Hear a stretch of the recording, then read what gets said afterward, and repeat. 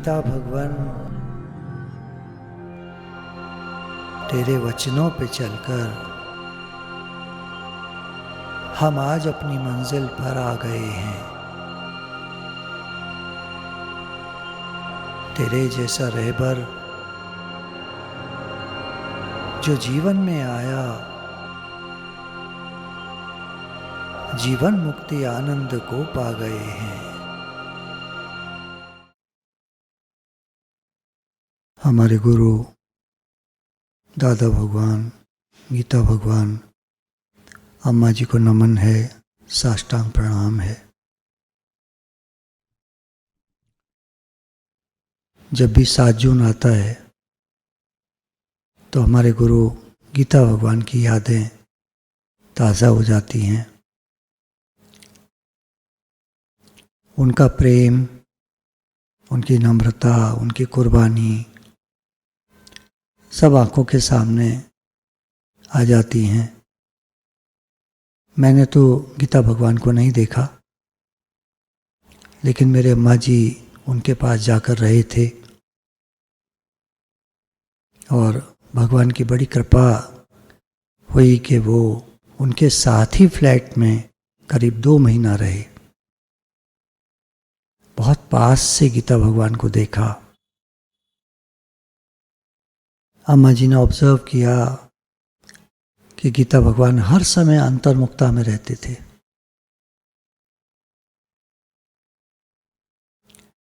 हर समय ज्ञान की बात करते थे, कभी भी किसी से इधर उधर की बातें नहीं करते थे। वो कहते थे कि तुम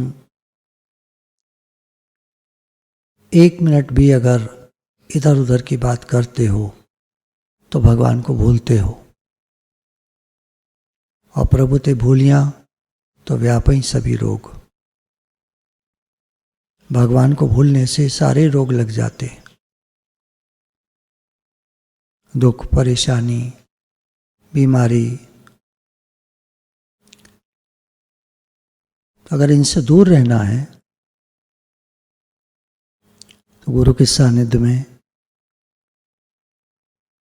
गुरु के वचनों में, गुरु के प्रेम में हम अपने जीवन को बिताएं। अम्मा जी बताते थे कि वो कैसे अंतर्मुक्ता में रहते थे। ऐसे उदाहरण समझ लीजिए कि जैसे किसी की आंखें खुली हों, लेकिन वो देख किसी को नहीं रहा हो। उसका ध्यान अंदर में अपनी तरफ है। हम लोग जब सामने देखते हैं तो हम चीज़ों को देखते हैं, लेकिन गीता भगवान चीज़ों को नहीं देखते थे।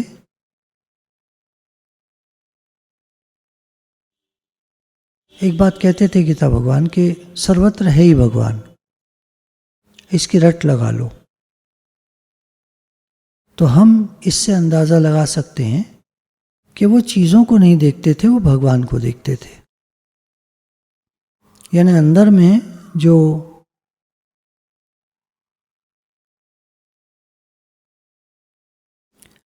एक भगवत भाव है वो उनका हर समय बना रहता था। यानी उनका ध्यान स्वयं की तरफ, फोकस्ड माइंड, सेल्फ में। जैसे उदाहरण हम ले सकते हैं कि हमने भगवान का कोई चित्र अपनी आंखों में बसा लिया और हमारा ध्यान उस चित्र की तरफ है। ये उदाहरण हुआ बात को समझने के लिए। तो ऐसे ही अगर हम बाहर न देख करके उधर हमारा ध्यान भगवान की तरफ है तो ये हम अंतर्मुखी हो गए। अब इसकी व्याख्या शास्त्रों में अलग अलग प्रकार से की गई है, वो हम शास्त्रों में देख सकते हैं।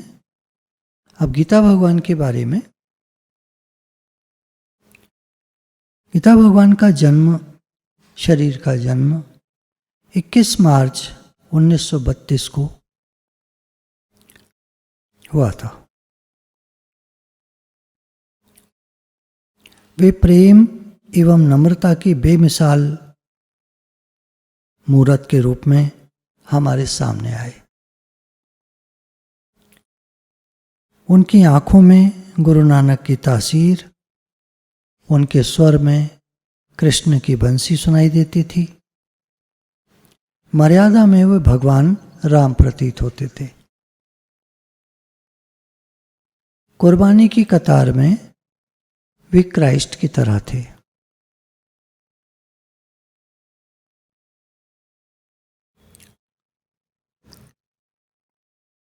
दुनिया में जब कभी भी प्रेम की कमी पाता हूं, मैं खुद ही प्रेम बनकर दुनिया में बिखर जाता हूं मैं।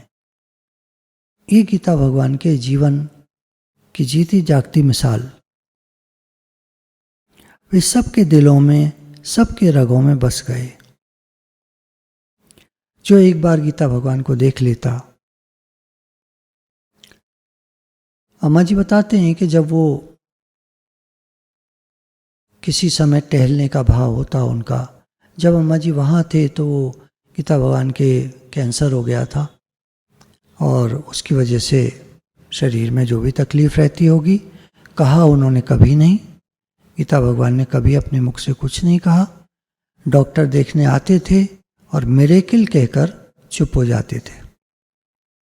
तो जब कभी बालकनी में टहल रहे होते थे गीता भगवान, तो थोड़ा उनका शरीर,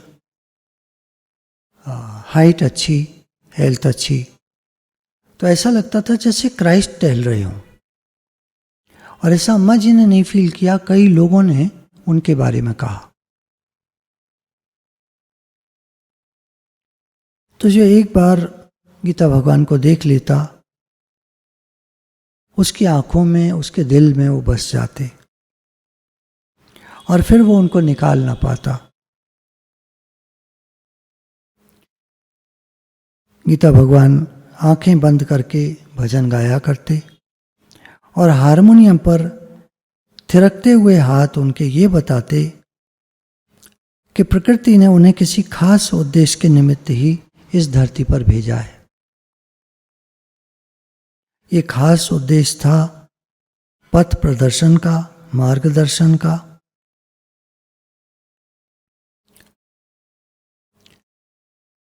गीता भगवान के शरीर का विवाह दादा श्याम जी से, जो लखनऊ के रहने वाले थे उस समय, उनसे तय हुआ था। मुलाकात भी इनकी एक अजीब घटना थी। दोनों जब सामने बैठे तो कुछ बात करने की बात आई, तो गीता भगवान ने कहा कि आपको भजन आता है गाना? उन्होंने कहा आता है। तो दादाजी ने एक भजन गाकर सुनाया, फिर गीता भगवान ने एक भजन गाकर सुनाया और भजनों के माध्यम से उनको लगा कि हम दोनों एक हैं और शादी की बात तय हो गई।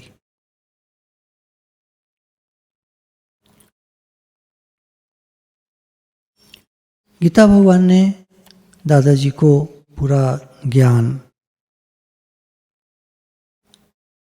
की समझ और सभी शास्त्रों का अध्ययन कराया। गीता भगवान कहते हैं, I want to be happy but I want be happy till I make you happy too. वो कहते हैं हमारा जीवन हम दोनों के लिए नहीं है, हमारा जीवन सबके लिए है।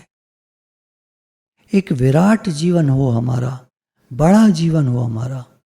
लोग शादी करते हैं दो और दो तक सीमित रह जाते हैं, पर गीता भगवान का कहना था कि हमारा जीवन सबके लिए, और ऐसा उन्होंने करके दिखाया। आज दादा भगवान सारे शहरों में सत्संग कर रहे हैं, सबको ज्ञान दे रहे हैं, उनका जीवन सबके लिए है।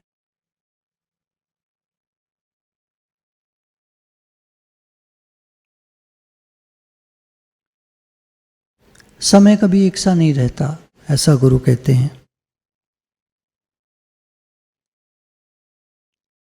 तो शरीर का जब समय आने लगता है तो कोई ना कोई कारण बन जाता है। गीता भगवान के शरीर में कैंसर हुआ, लेकिन वो फिर भी अपनी अंतर्मुक्ता में रहते थे। अंतर्मुक्ता को हम एक तरीके से और समझ सकते हैं, जैसे मान लीजिए एक घड़ा है, घड़े के अंदर आकाश होता है। आकाश को हम चेतन कह सकते हैं क्योंकि निराकार है, निराकार चेतन है। भगवान निराकार होते हैं, जो उनका वास्तविक स्वरूप है, निर्गुण निराकार स्वरूप, वो निराकार है। सगुण निराकार स्वरूप भी निराकार है। तो निराकार की उपमा जैसे आकाश, उस घड़े में आंखें लगा दी जाएं और सर पर एक दिमाग फिट कर दिया जाए, तो अंदर का आकाश जब बाहर झांकता है तो कहता है मैं घड़ा हूं। उसको याद नहीं रहता कि वो आकाश है, और सर्वत्र आकाश है। अंतर्मुक्ता में जो ये ज्ञानी है, इसको याद रहता है कि मैं वही आत्मा हूं और सर्वत्र आत्म तत्व है। गीता भगवान को हर समय अपने स्वरूप की स्मृति रहती थी और वो सर्वत्र भगवान देखते थे।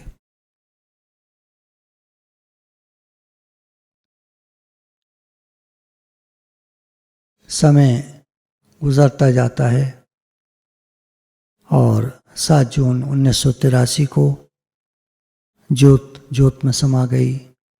गीता भगवान ब्रह्मलीन हो गए।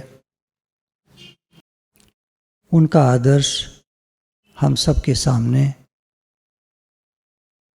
उनकी यादों के रूप में, उनकी छवियों के रूप में, उनके चित्रों के रूप में, उनके सत्संग के रूप में हम सबके दिल में समा गया।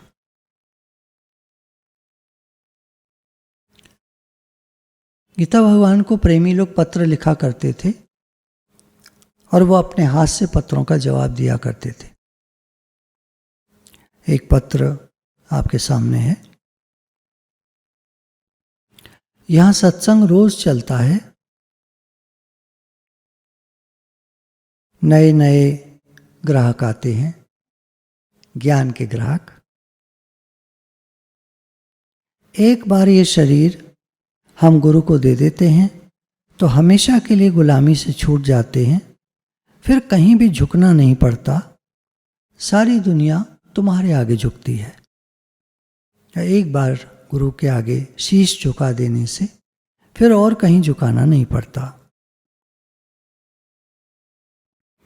शीश दे इसलिए, शीश देना है अपने अहंकार को गंवा देना, गुरु के आगे उस अहंकार को खत्म कर देना, विलीन कर देना, उनको दे देना। गीता भगवान लिखते हैं, एक प्रश्न किसी ने लिखा कि गुरु जैसी पावर हमारे में क्यों नहीं आती।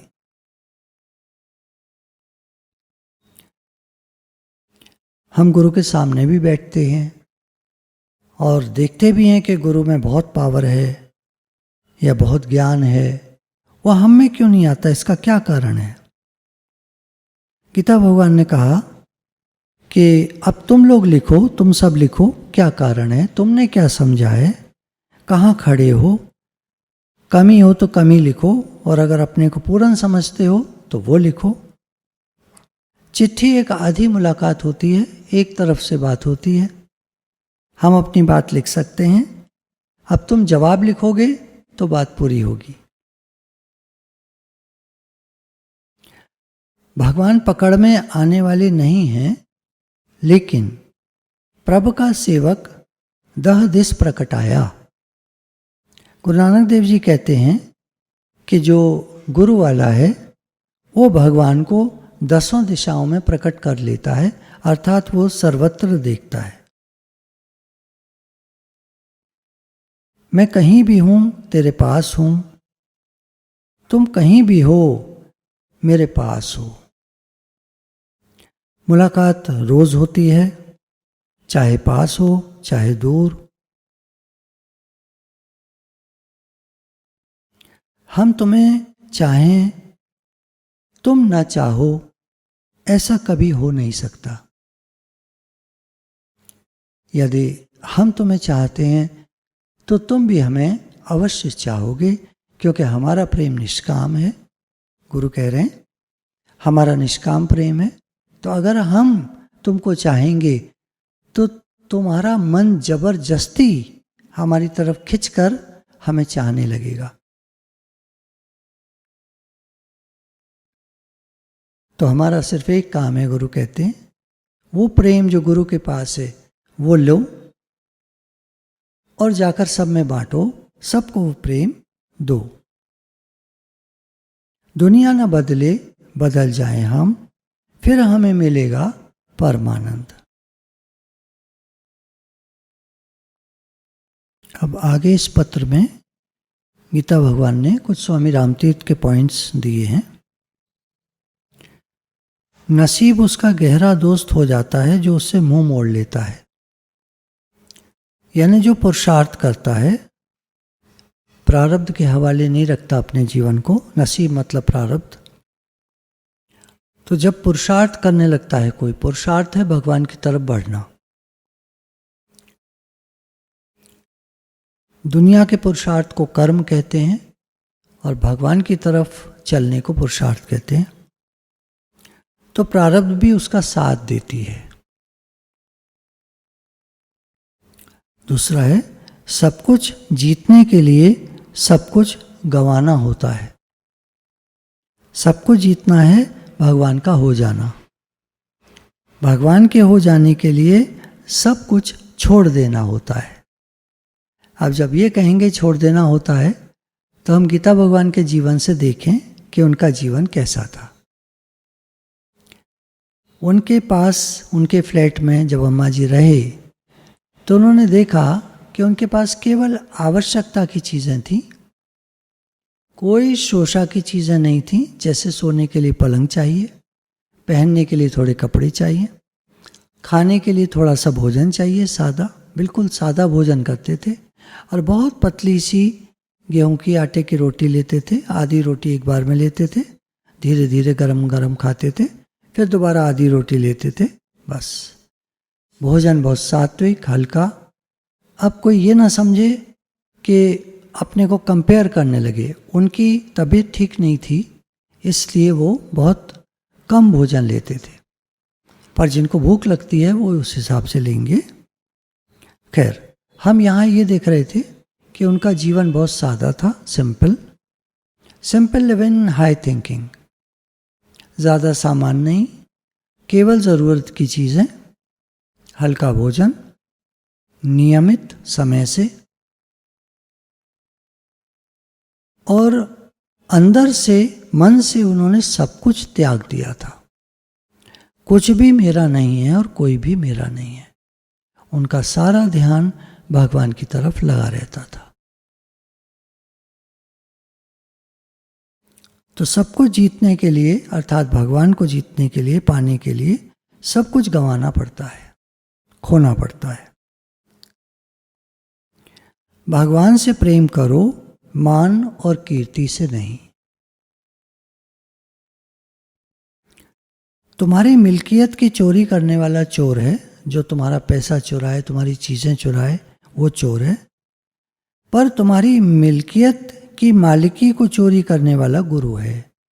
तुम जो मालिक बने बैठे हो अपनी मिल्कियत के, चीज़ों के, पैसे के, सामान के, प्रॉपर्टी के, वो जो मालिक बना है तुम्हारा, उसकी चोरी जो कर लें, अर्थात तुम मालिक न रहो, सेवक बन जाओ। मुझे तो सेवा करनी है, मैं तो सेवा वाला हूँ, भगवान की सेवा करता हूँ, ये दुनिया भगवान की है, ये सब कुछ भगवान ने दिया है, मैं तो उनकी सेवा करता हूँ। तो सेवक बना दे जो, वो गुरु हैं। मनुष्य उतना ही साहूकार है, यानी अमीर है, जितना कि उसमें चीज़ें छोड़ने की शक्ति है। अगर हम 1 करोड़ रुपया छोड़ सकते हैं तो हम करोड़पति हैं। हम 10 करोड़ रुपया छोड़ सकते हैं तो हम 10 करोड़पति हैं। एक घर नहीं छोड़ सकते तो हम एक घर वाले भी नहीं हैं, क्योंकि ये घर भी भगवान का है, एक दिन छूट जाएगा। और जो अभी छोड़ के बैठा है, अर्थात जो अभी कहता है ये घर भगवान का है, मेरा नहीं है, वो इस घर का मालिक है एक तरह से, जीते जी। और अपनी नज़रों में वो सेवक है, सबकी नज़रों में मालिक है, और अंदर से उसने उस घर के मालिक पने का त्याग कर दिया है। भगवान उसके मालिक है।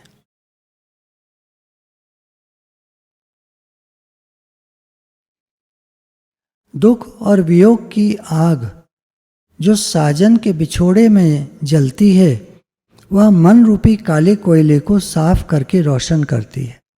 हमारा मन काले कोयले की तरह है, तो जब उसमें भगवान के प्रति दुख और वियोग की आग जलती है तो वो हमारे काले मन को साफ कर देती है, हमारे मलिन मन को शुद्ध कर देती है। लोग लड़ते हैं क्योंकि एक दूसरे की बोली नहीं समझते कि हर मुख में भगवान की मुरली बज रही है। लोग सोचते हैं इसने मुझसे ऐसा कहा, उसने मुझसे कुछ नहीं कहा। मेरे अंदर में जो अज्ञान पड़ा था उसको उसने टटोल दिया, उसने उसको खखोल दिया, हिला दिया। मैं उस अज्ञान से ऊपर उठूं। किसी ने कुछ कहा, मुझे बुरा लगा, नहीं, मुझे उस बात से ऊपर उठना है, राइज करना है। जब पानी को पीछे धकेलते हैं तभी आगे बढ़ते हैं। इसी तरह दुनिया को पीछे छोड़ोगे तो उन्नति करोगे।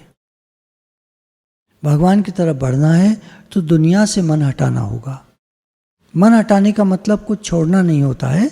मन हटाने का मतलब मन हटाना होता है, यानी मेरा नहीं है, भगवान का है, या इनका है, उनका है, घर वालों का है, जिनका है, जैसे आप बोलना चाहें वैसे कह दीजिए, मेरा नहीं है। मैं भगवान का हूं, भगवान मेरे हैं।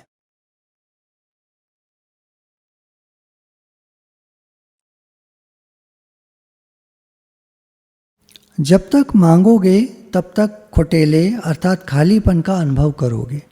जब तक मांगोगे यानी तुम खाली हो तभी तो मांग रहे हो। भरे हुए घड़ी में आप और पानी नहीं डाल सकते। जब हमारा मन तृप्त हो गया होगा दुनिया की चीजों से और हम कहेंगे बस अब मुझे भगवान चाहिए और कुछ नहीं, तो फिर खालीपन का अनुभव कभी नहीं होगा। बेपरवाह बादशाह होकर रहोगे और खुदा भी तुम्हारी तलाश में होगा। भगवान भी तुम्हारी खोजना कर रहे होंगे कि ऐसा ब्रह्मज्ञानी मुझे कहाँ मिलेगा जो हर समय तृप्त है, जिसको कुछ नहीं चाहिए।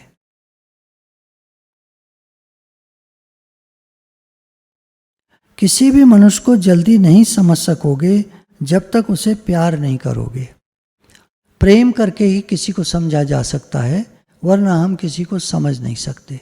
किसी के अंदर में क्या है, क्या तकलीफ है, क्या समस्या है, हम नहीं समझ पाते किसी की जब तक कि हम उसको प्रेम नहीं करते। और गुरु का हमारे प्रति बहुत प्रेम होता है, इसीलिए वो हमें समझ पाते हैं। शरीर समझकर किसी को प्यार करना परमात्मा की बेइज्जती करना है। सब घट मेरा साइया सुनी से जन कोय। हर घट में भगवान है, घट घट में बसे भगवान। पहचान सके तो पहचान, तो हर घट में भगवान है। हम उस व्यक्ति को प्रेम करते हैं वो व्यक्ति देखकर, व्यक्ति नहीं है, वहाँ भी भगवान है। और हमारा प्रेम देखा जाए तो वास्तव में भगवान से ही होता है, क्योंकि प्रेम तो भगवान से ही किया जा सकता है। वही रहने वाले हैं सदा। बाकी जगत तो सब मरने वाला, छूटने वाला।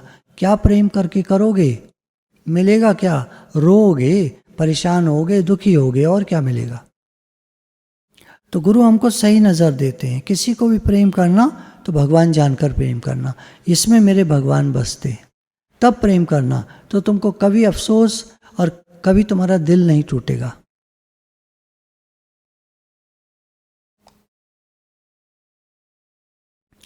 पहले अपने को ठीक करो, फिर सब कुछ ठीक हो जाएगा।